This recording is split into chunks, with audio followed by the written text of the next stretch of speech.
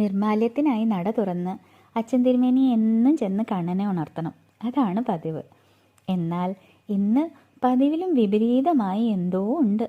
നട തുറക്കുമ്പോൾ പത്മാസനത്തിൽ ശാന്തമായി ധ്യാനത്തിലിരിക്കുന്ന കണ്ണനെയാണ് കണ്ടത്. ആ കുഞ്ഞു മുഖത്തെ ശാന്തത, അത് കണ്ട് എല്ലാം മറന്ന് തൊഴുത് നിന്നു പോയി അച്ഛൻ തിരുമേനി.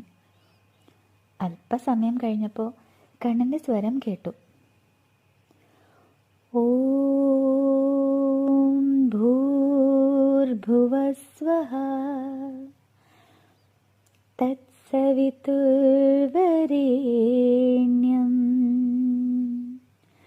ഭർഗോ ദേവസ്യ ധീമഹി ധിയോ യോ ന പ്രചോദയാത്. അച്ഛൻ തിരുമേനി കുളിരി കോരണ പോലെ തോന്നി. ആ നടക്ക് കണ്ണൻ്റെ ഗായത്രി മന്ത്രം. അല്പസമയം മന്ത്രോച്ചാരണത്തിന് ശേഷം അച്ഛൻ തിരുമേനി വിളിച്ചു, കണ്ണാ. കണ്ണൻ പയ്യെ ഒന്ന് കണ്ണ് തുറന്നു. എന്നിട്ട് ചോദിച്ചു, അച്ഛൻ തിരുമേനി വന്നോ?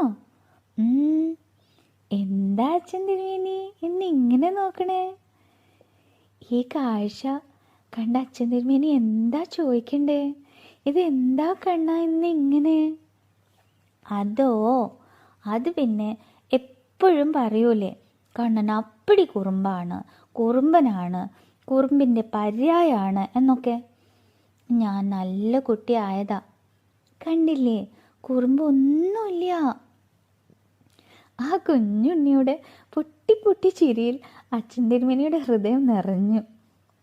അവിടെ ദൈവം പ്രത്യക്ഷപ്പെട്ടത് വിഗ്രഹമായിട്ടല്ല, നിഷ്കളങ്കതയായും ശാന്തതയായും സ്നേഹമായും തന്നെയായിരുന്നു. ആ ചിരി ലോകം മുഴുവനും നിറഞ്ഞുകൊണ്ട് എന്നും നമ്മോടൊപ്പം ഉണ്ടാവട്ടെ. സർവം കൃഷ്ണാർപ്പണമസ്തു.